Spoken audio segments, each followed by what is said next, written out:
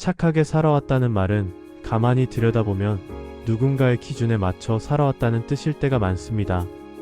그리고 그 기준은 대개 나를 조금씩 뒤로 미루는 방식으로 작동해왔습니다. 착하다는 이유로 나는 참았고 맞췄고 내 마음보다는 상황을 먼저 살폈고 내 감정보다는 관계가 흔들리지 않는 쪽을 선택해왔습니다. 그렇게 해야 옳다고 믿었거나 적어도 그래야만 했던 시간들이 쌓여 지금의 내가 되었겠지요. 그런데 그렇게 오래 착하게 살아온 끝에 어느 순간 마음 한쪽이 텅 비어버린 것처럼 느껴질 때가 있습니다. 이유를 알 수 없는 공허가 밀려오고 그 앞에서 우리는 혼란스러워집니다. 내가 뭔가 잘못 살아온 건 아닐까? 이렇게까지 애써왔는데 왜 남는 게 없을까? 그런 생각들이 조용히 고개를 듭니다.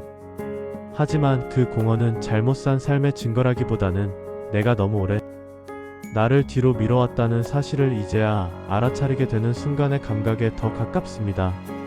성철스님은 우리가 남을 위한다고 믿는 마음속에도 사실은 나가 숨어있다고 말씀하셨지요. 그 말은 이타적인 행동조차 우리의 욕망이나 불안과 완전히 분리되어 있지는 않다는 뜻이기도 하고 동시에 우리가 착하게 살아온 이유가 꼭 나를 지우기 위해서만은 아니었을지도 모른다는 이야기도 됩니다. 어쩌면 그 착함은 나를 안전하게 지키기 위한 나름의 방식이었을지도 모릅니다. 중강스님은 조금 더 솔직한 말을 남기셨습니다. 그 착함이 실은 겁이었을 수도 있다고요. 미움받는 것이 두려워서 관계가 깨질까봐 혼자가 될까봐 선택한 착함일 수도 있다는 말입니다. 그 말이 마음을 불편하게 만든다면 아마도 그 안에 우리가 외면해왔던 진실의 일부가 담겨있기 때문일 것입니다. 착하게 사는 것 자체가 문제는 아닙니다. 문제는 그 착함이 늘 나를 뒤로 밀어내는 방향으로만 작동할 때입니다. 그렇게 살다 보면 나는 점점 흐릿해지고 내가 무엇을 좋아했고 무엇을 싫어했는지조차 잘 모르게 됩니다. 착함이 습관이 되고 습관이 정체성이 되고 어느 순간 그 정체성이 나를 가두는 감옥이 될 때 우리는 착하게 살고 싶어서가 아니라 착하게 살지 않으면 안 될 것 같은 강박 속에서 살아가게 됩니다. 그 강박은 나를 점점 더 작고 좁은 자리로 몰아넣습니다. 그리고 그렇게 오래 참고 맞추고 양보하고 이해하며 살아온 끝에 어느 날 문득 마음속에 아무것도 남아있지 않은 것 같은 느낌이 찾아옵니다. 이 공허는 경고라기보다는 신호에 가깝습니다. 뭔가가 틀렸다는 신호가 아니라 이제는 이전과 같은 방식으로는 더 버틸 수 없다는 신호입니다. 나를 계속 뒤로 미루는 삶이 한계에 닿았다는 신호이고 이제는 나를 조금씩 다시 불러와야 할 때가 되었다는 알림입니다. 공허는 급히 채워야 할 결핍이 아니라 비워진 자리를 한번 제대로 바라보라는 초대처럼 느껴집니다. 그 빈자리를 마주할 때 우리는 비로소 내가 얼마나 오래 나를 외면해왔는지를 느끼게 됩니다. 그 감각은 아프고 서글프고 외로울 수 있지만 동시에 회복이 시작되는 지점이기도 합니다. 이제 더 착해질 필요는 없습니다. 더 참지 않아도 되고 더 맞추지 않아도 되고 더 양보하지 않아도 됩니다. 그렇다고 이기적으로 살라는 말은 아닙니다. 그냥 나를 덜 밀어내면 된다는 뜻입니다. 나를 앞세우라는 것이 아니라 나를 지우지 않으면 된다는 말이고 남을 무시하라는 것이 아니라 나 자신을 무시하지 않으면 된다는 이야기입니다. 관계를 끊으라는 것도 아닙니다. 다만 관계 속에서 나를 완전히 잃어버리지 않으면 됩니다. 이건 욕심의 문제가 아니라 균형의 문제이고 배려의 대상에 나 자신도 포함시키는 문제입니다. 그동안 타인에게 해왔던 이해와 존중을 이제는 나에게도 조금 돌려주는 일입니다. 착하게 살아온 뒤 남는 공허는 그러니까 실패의 흔적이 아니라 변화가 필요하다는 신호입니다. 그리고 그 공허를 느끼고 있다는 사실 자체가 이미 첫걸음을 내디뎠다는 뜻이기도 합니다. 그 빈자리를 두려워하지 않아도 됩니다. 급하게 채우지 않아도 되고 다시 착함으로 덮어버리지 않아도 됩니다. 그냥 느끼고 인정하고 받아들이면서 조금씩 나를 다시 불러오면 됩니다. 그것이면 충분합니다. 선택하지 않은 삶이 자꾸 마음에 남는다는 건 생각해보면 참 이상한 일입니다. 살지 않은 삶이고 가지 않은 길이고 만나지 않은 사람인데도 마치 한때 실제로 존재했던 것처럼 마음속에서 자리를 차지하고 있으니까요. 때로는 지금 살고 있는 이 삶보다 더 또렷하게 느껴질 때도 있습니다. 일어나지 않은 일들이 이렇게까지 생생하게 다가오는 건 아마도 우리의 마음이 가진 조금은 기묘한 성질 때문일 겁니다. 그 삶은 실제로 존재한 적이 없는데도 묘한 무게를 지니고 있습니다. 어떤 날에는 후회로, 어떤 날에는 그리움으로, 또 어떤 날에는 설명하기 어려운 아쉬움으로 찾아와 지금의 삶 위에 살짝 그림자를 들이웁니다. 하지만 조금만 천천히 들여다보면 그 삶이 정말 어딘가에 있어서 우리를 부르고 있는 건 아니라는 걸 알게 됩니다. 선택하지 않은 삶은 사실 생각이 만들어낸 그림자에 가깝습니다. 우리는 그 그림자에 살을 붙이고 색을 입히고 이야기를 더해가며 마치 실제로 살았을 법한 삶처럼 만들어냅니다. 그때 다른 선택을 했더라면, 그 길로 갔더라면, 그 사람과 함께 했더라면 하고 상상하면서 지금보다 조금 더 행복해 보이는 나를 그려냅니다. 상상 속의 삶이 늘 더 빛나 보이는 건 그 삶이 실제로 사라지지 않았기 때문입니다. 현실이 지닌 무게나 피로, 실패나 후회가 거기에는 없으니까요. 상상 속의 삶은 언제나 편집된 삶이고 우리는 그 중에서도 가장 좋은 장면만 골라 이상적인 이야기로 남겨둡니다. 불교에서는 이런 마음을 번뇌의 한 모습으로 이야기합니다. 이미 지나간 시간과 선택되지 않은 가능성과 닫혀버린 문을 계속 돌아보는 마음 말입니다. 그 마음은 지금 이 순간을 온전히 살지 못하게 만들고 우리를 과거와 현재 사이 어딘가에 붙잡아 둡니다. 앞으로 나아가지도 완전히 돌아서지도 못한 채 말이지요. 사실 안 산 인생이라는 건 원래 없습니다. 선택하지 않은 길은 애초에 내 길이 아니었고 만나지 않은 사람은 내 사람이 아니었으며 하지 않은 일은 내 일이 아니었을 뿐입니다. 머리로는 분명히 아는데 마음은 그 명확함을 쉽게 받아들이지 못합니다. 그래서 우리는 만약이라는 말 속에서 존재하지 않는 삶을 계속 불러옵니다. 미련이라는 건 어쩌면 지금 이 삶에 대한 아쉬움이 과거의 선택에 더 씌워진 모습일지도 모릅니다. 지금의 삶이 충분히 만족스럽고 의미있고 나답다고 느껴진다면 하지 않은 선택들은 그다지 마음에 남지 않습니다. 떠올라도 후회나 그리움보다는 가벼운 상상 정도로 스쳐 지나가겠지요. 하지만 지금의 삶이 어딘가 부족하게 느껴질 때, 내가 원하던 모습과는 조금 다른 것 같을 때 우리는 자연스럽게 과거의 갈림길로 돌아가 다른 선택을 상상하게 됩니다. 그 상상 속에서 지금의 불만족을 달랠 수 있을 것처럼 느끼면서요. 하지만 그것은 아주 인간적인 착각이기도 합니다. 다른 선택을 했더라도 우리는 또 다른 어려움과 고통을 마주했을 것이고 그 삶 속에서도 또 다른 선택하지 않은 길을 그리워했을 가능성이 큽니다. 어떤 길을 가든 인간은 늘 가지 않은 길을 마음 한편에 남겨두는 존재이니까요. 그래서 미련을 붙잡고 있으면 우리는 끝이 없는 순환 안에 머무르게 됩니다. 미련을 꼭 붙들지 않아도 괜찮습니다. 억지로 잊으려 애쓰지 않아도 되고 떠오를 때마다 스스로를 나무랄 필요도 없습니다. 그냥 이것은 생각이 만들어낸 그림자구나 하고 알아차리고 흘려보내면 됩니다. 안 산 인생에 대한 미련은 지금 이 삶을 조금 덜 살고 있다는 신호일 수도 있습니다. 그렇다면 필요한 건 과거의 선택을 바꾸는 일이 아니라 지금 이 순간을 조금 더 온전히 살아보는 일일 겁니다. 지금 숨쉬고 있는 이 삶만이 실제입니다. 이 몸과 이 마음, 이 관계와 이 공간, 이 시간만이 분명하게 존재합니다. 나머지는 기억과 상상이 만들어낸 장면들입니다. 그 장면들에 너무 많은 마음을 쏟다 보면 정작 눈앞에 있는 이 삶이 점점 비어 보이게 됩니다. 그러니 가끔 미련이 떠오르더라도 너무 오래 붙잡고 있지는 않아도 됩니다. 지금 여기에 다시 시선을 돌리는 것, 그것만으로도 충분합니다. 우리는 아주 오랜 시간 동안 어떤 역할을 살아갑니다. 부모로서, 가장으로서, 특정한 직함을 가진 사람으로서, 누군가의 배우자로서, 또 누군가의 자식으로서요. 처음에는 그저 해야 하는 일이었을 역할들이 시간이 흐르면서 점점 내가 누구인지를 설명하는 말이 되어갑니다. 어느 순간부터는 그 역할과 나를 따로 생각하는 게 어려워지고 아침에 눈을 뜨면 자연스럽게 그 역할을 입고 하루를 시작하며 밤에 잠들 때까지 그 옷을 벗지 않은 채 살아가게 됩니다. 때로는 잠든 사이에도 꿈속에서조차 그 역할을 하고 있는 나를 발견하게 되기도 합니다. 그렇게 오래 어떤 역할로 살아가다 보면 그것이 내가 아니라 잠시 쓰고 있던 가면이었다는 사실을 잊게 됩니다. 가면과 얼굴의 경계가 흐려지고 어느새 나는 그 가면 자체가 되어버린 것처럼 느껴지기도 하지요. 그러다 어느 날 그 역할이 내려놓아지는 순간이 찾아옵니다. 자녀가 자라 독립하면서 부모로서의 자리가 비워지기도 하고 은퇴와 함께 직함이 사라지기도 하며 이별이나 사별로 배우자라는 역할이 끝나기도 합니다. 부모님을 떠나보내며 자식으로서의 역할이 마무리되는 경우도 있습니다. 그렇게 오랫동안 나를 설명해주던 역할이 더 이상 필요하지 않게 되는 순간 우리는 묘한 허탈함을 느끼게 됩니다.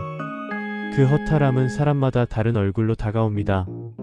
뭔가 아주 중요한 것을 잃어버린 것 같은 상실감일 수도 있고, 갑자기 내가 누구인지 모르겠다는 혼란일 수도 있으며, 이제는 더 이상 쓸모없는 사람이 된 것 같다는 무력감으로 느껴질 수도 있습니다.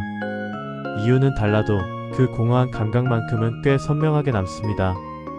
하지만 이 허탈함을 조금 다르게 바라볼 수도 있습니다. 그 순간에 사라진 것은 내가 아니라 오랫동안 나를 덮고 있던 가면일지도 모른다는 생각입니다. 너무 오래 그 가면에 익숙해져 있었기 때문에 가면 없는 얼굴이 낯설게 느껴지는 것일 뿐일 수도 있습니다. 우리는 역할을 통해 세상과 연결되어 있다고 느껴왔고, 역할을 통해 내 가치와 의미를 확인해왔기 때문에 그 역할이 사라지면 마치 세상과의 끈이 끊어진 것처럼 느껴지기 쉽습니다. 하지만 가만히 보면 우리가 나라고 불러왔던 것의 상당 부분은 사회가 부여한 역할이거나 타인의 기대 속에서 만들어진 모습이거나 내가 짊어져야 한다고 믿어온 책임과 의무의 묶음이었을지도 모릅니다. 그것들은 분명 내 삶의 일부였지만 나의 전부는 아니었지요. 그럼에도 우리는 그 모습들을 나 자신과 너무 오래 겹쳐놓고 살아왔습니다. 그래서 그 역할들이 물러나는 순간 우리는 불안해지고 당황합니다. 뭔가 잘못된 것 같고 길을 잃은 것 같고 텅 비어버린 것처럼 느껴집니다. 하지만 어쩌면 그 순간은 내가 사라진 순간이 아니라 그동안 가려져 있는 그대로의 나가 드러나는 순간일지도 모릅니다. 역할을 모두 내려놓고 나면 남는 것은 특별하거나 대단한 무언가가 아닐 수도 있습니다. 부모도 아니고 직함도 아니고 배우자도 아니면 어떤 사회적 이름으로도 설명되지 않는 그냥 숨쉬고 느끼고 생각하는 존재로서의 나입니다.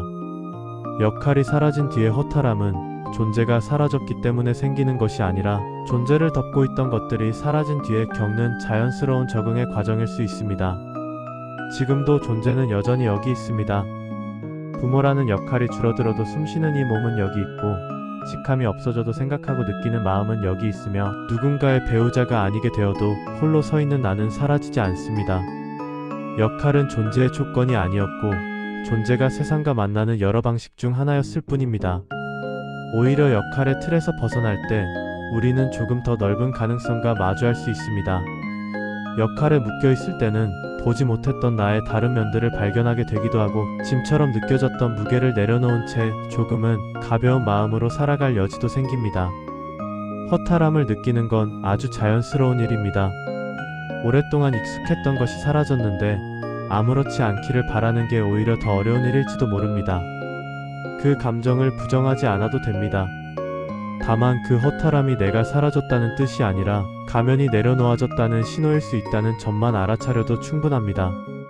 역할 없는 나를 다시 만나는 일은 처음엔 낯설고 불안할 수 있습니다. 하지만 그것은 동시에 더 이상 가면을 쓰지 않아도 된다는 뜻이기도 하고, 꼭 어떤 역할로 증명하지 않아도 존재해도 된다는 자유이기도 합니다.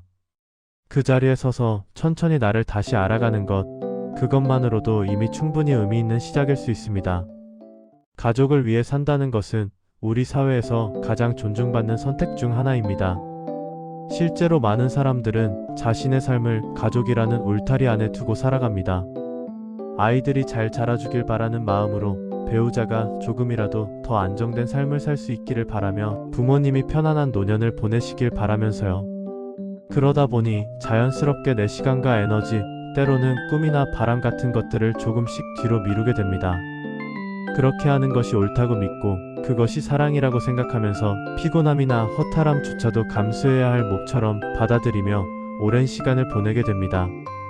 그런데 그렇게 오래 가족을 위해 살아온 뒤 어느 순간 마음 한편에 설명하기 어려운 공허가 찾아올 때가 있습니다. 이 공허는 조금 낯선 모습으로 다가옵니다. 가족은 여전히 곁에 있고 관계도 크게 문제 없어 보이며, 겉으로 보면 모든 것이 잘 돌아가고 있는데도 마음속이 비어있는 것처럼 느껴집니다. 이 감각은 무언가가 잘못되었다는 경고라기보다는 그동안 그 안에서 내가 너무 보이지 않게 살아왔다는 사실을 뒤늦게 깨닫는 순간에 더 가깝습니다. 가족을 위해 산 삶이 공허하게 느껴진다고 해서 사랑이 부족했던 것은 아닙니다. 헌신이 의미 없었던 것도 아니고 그 시간이 헛되었던 것도 아닙니다. 다만 그 모든 시간 동안 나는 늘 뒤에 있었고 내 감정은 나중 일이었으며 내 바람은 미뤄도 되는 것으로 여겨졌고 내 존재는 가족이라는 하나의 덩어리 안에 녹아들어 점점 흐릿해졌다는 것을 이제야 느끼게 되는 것일지도 모릅니다. 헌신은 본래 아름다운 행위입니다. 하지만 그것이 나를 완전히 지우는 방식으로 이루어질 때는 이야기가 달라집니다. 헌신과 희생은 비슷해 보이지만 조금 다릅니다. 헌신은 내가 있는 상태로 내어주는 것이고 희생은 내가 사라지면서 내어주는 것입니다. 우리는 종종 나를 더 많이 지울수록 사랑이 커진다고 착각하지만 그렇게 자신을 비워가며 하는 사랑은 오래 지속되기 어렵습니다. 그 안에는 언젠가 피로와 억눌림, 상실감이 쌓이게 되고 그것은 결국 공허라는 형태로 모습을 드러냅니다. 그 공허를 마주할 때 많은 사람들이 스스로를 탓합니다. 내가 가족을 덜 사랑하는 건 아닐까? 내가 이기적인 건 아닐까? 내가 잘못 생각하고 있는 건 아닐까 하고요. 하지만 그 공허는 사랑이 부족하다는 증거가 아니라 그동안 나 자신을 너무 돌보지 못했다는 신호일 가능성이 큽니다. 헌신도 어느 순간 집착이 되면 아파집니다. 가족을 위한다는 이유로 나를 지우는 일이 습관이 되고 그 습관이 정체성이 되고 결국에는 그렇게 살지 않으면 안 될 것 같은 불안으로 굳어질 때가 있습니다. 그러면 우리는 가족을 위해 살고 싶어서가 아니라 그러지 않으면 불안해서 같은 방식의 삶을 반복하게 됩니다. 그 과정에서 사랑은 점점 의무처럼 느껴지고 의무는 부담이 되며 부담은 때로 원망으로 바뀌기도 합니다. 그 원망은 가족을 향한 것처럼 보이지만 사실은 나 자신을 너무 오래 방치해온 나에게 향해 있는 경우도 많습니다.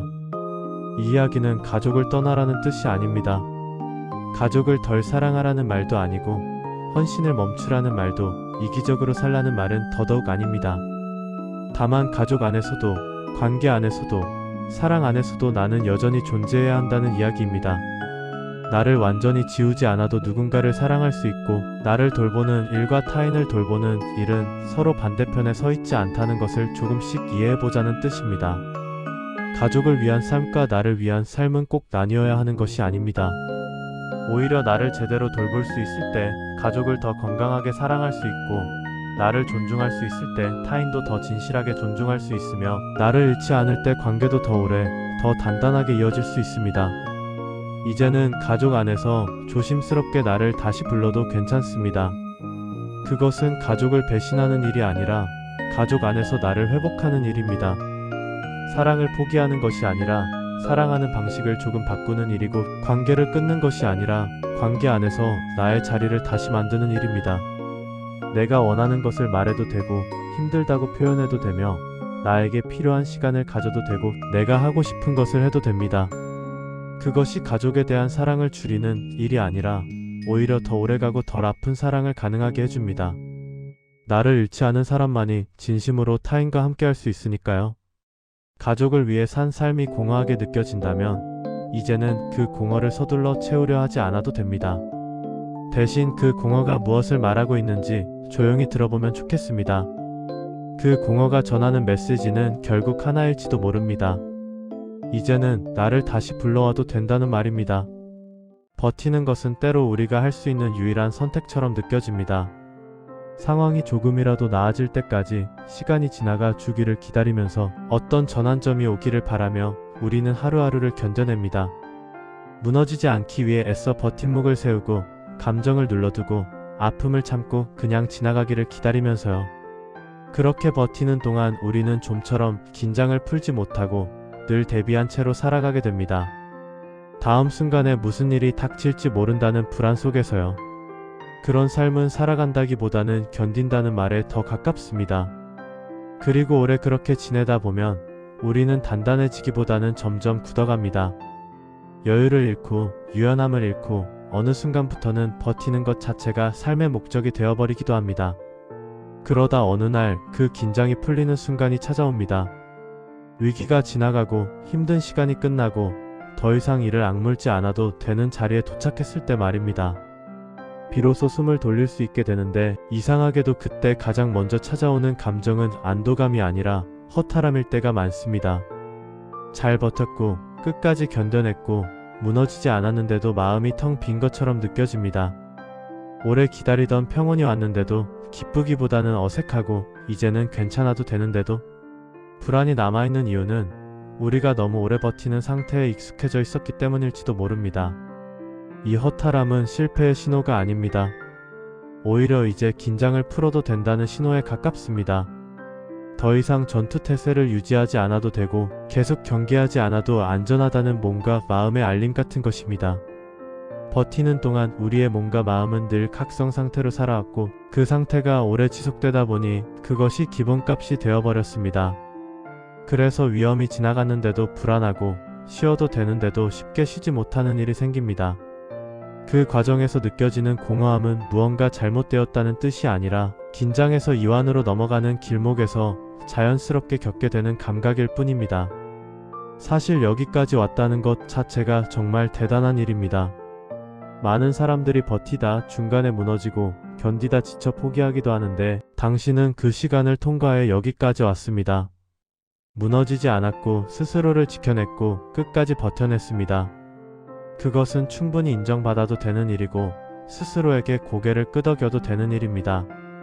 허탈함을 느끼고 있다는 사실 자체가 이제 당신이 비교적 안전한 자리에 와 있다는 증거이기도 합니다. 공허함은 꼭 채워야 할 구멍은 아닙니다. 그냥 지나가도록 두어도 되는 바람에 가깝습니다. 우리는 공허함을 느끼면 본능적으로 뭔가를 채우려 하고 다시 긴장을 만들거나 새로운 목표를 세우거나 다른 문제에 몰두하며 그 감정에서 벗어나려 합니다. 하지만 공허함은 오히려 급한 일들로 꽉 차있던 마음에 조금의 여백이 생겼다는 뜻일 수도 있습니다. 이제는 숨을 고를 수 있는 공간이 생겼다는 신호일지도 모릅니다. 그 공허함을 서두르지 않고 그대로 두면 그것은 천천히 지나가고 그 자리에 조금씩 평온이 자리 잡기 시작합니다. 이제는 꾸미지 않아도 되는 때가 왔습니다. 버티는 동안 우리는 괜찮은 척, 강한 척, 아무 일 없는 척을 해야 했습니다. 남들 앞에서도 때로는 자기 자신 앞에서도 연기를 하며 살아왔습니다. 하지만 이제는 더 이상 그러지 않아도 됩니다.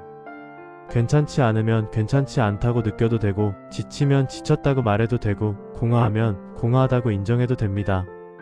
꾸미지 않는다는 것은 약해졌다는 뜻이 아니라 이제는 솔직해질 수 있을 만큼 안전해졌다는 뜻입니다. 버텨온 끝에 찾아오는 공허는 실패의 흔적이 아니라 생존의 증거입니다.